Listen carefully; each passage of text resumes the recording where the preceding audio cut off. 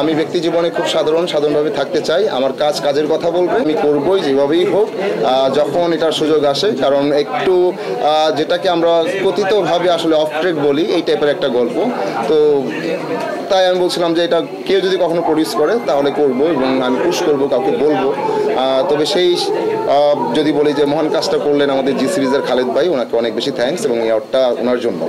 আর আমার ডিরেক্টর প্রতিষ্ঠাদন যে অনেক এই গল্পটা করার প্রতি আগ্রহী ছিলেন এবং এটার জন্য দৌড়াদৌড়ি করে শেষ পর্যন্ত খালেদ ভাইকে পেলেন এবং আমরা জি সিরিজের সাথে গল্পটা করলাম শাস্তির জন্য এবং শাস্তিকে পুরস্কৃত করার জন্য আমি গ্লোবাল স্টার অ্যাওয়ার্ড 2024-কে ধন্যবাদ জানাই।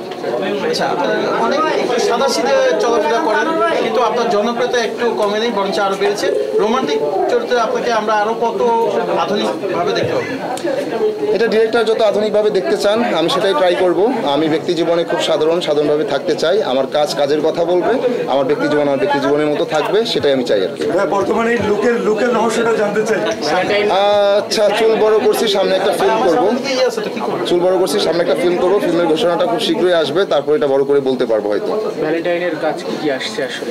ভ্যালেন্টাইনের কাজ আসছে অনেক বেশ কিছু কাজ আসবে, 6, 7, 8টাও আসতে পারে। এর মধ্যে স্পেশাল হচ্ছে পায়েল, এর মধ্যে স্পেশাল হচ্ছে বসন্ত বৌরি, এর মধ্যে স্পেশাল হচ্ছে যদি ফিরে আসি, এবং আরো বেশ কিছু মাথায় আসছে না এই মুহূর্তে। কাজের জন্য যে স্বীকৃতি পাচ্ছেন এই স্বীকৃতিটা তো আমাকে অনেক বেশি আসলে আপ্লুত করছে, কারণ শাস্তি গল্পটা অনেক ভালোবেসে অনেক কষ্ট করে আসলে এই কাজটা আমাদের করা হয়েছিল।